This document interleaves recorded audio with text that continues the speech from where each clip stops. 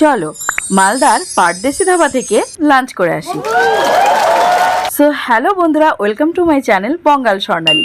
মালদায় থাকাকালীন আমরা গেছিলাম মালদা থেকে 5 কিমি দূরে মালদা টু শিলিগুড়ি বাইপাস রাস্তার ধারে অবস্থিত পারদেশি ধাবাতে।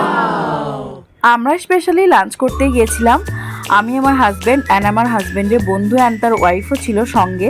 ধাবাটা বেশ ভালোই লেগেছে, বেশ ক্লাসি অর্গানাইজড। আর এখানে আমরা ভেজ থালি নিয়েছিলাম, তো তোমরা দেখতেই পাচ্ছ কতগুলো আইটেম এর মধ্যে আছে। আমাদের তো পেট ফুল ভরে গেছিলো।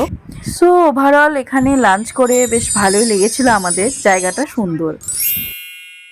পারদেশি ধাবাতে সারাদিন কাটিয়ে সন্ধ্যার দিকে আমরা এসেছিলাম মালদার মায়াবান রিসর্ট অ্যান্ড রেস্টুরেন্টে।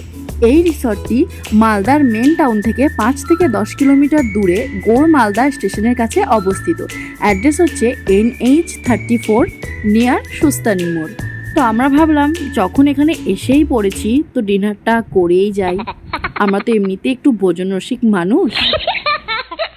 তো দেখো আমরা কি কি নিয়েছিলাম। এখানে আমরা 2 বাটার নান নিয়েছিলাম, চিলি চিকেন, চিকেন কষা, 1 প্লেট স্যালাড, 2 ফ্রাইড রাইস। এত কিছু আইটেম নেওয়ার কারণ হচ্ছে আমার হাজব্যান্ডের বন্ধু অ্যান্ড তার ওয়াইফও আমাদের সঙ্গেই ছিল। এটা বলে দিলাম আর কি, নাহলে তোমরা আবার ভাববে যে এরা হাজব্যান্ড ওয়াইফ এতগুলো আইটেম একাই খেয়ে নেবে। ডিনার শেষে আমরা একটু পুল সাইডে চলে এসেছিলাম। দেখো পুলটা কতটা সুন্দর, কত স্বচ্ছ নীল জল। আমার তো জায়গাটা হেভি লেগেছে। এই পুল সাইডটা একদম মনোরম পরিবেশ।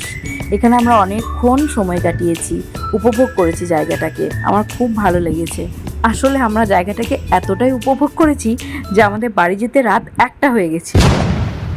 সো এখানে ভিডিওটা শেষ করছি। কেমন লাগলো কমেন্ট করে জানিও। বাই।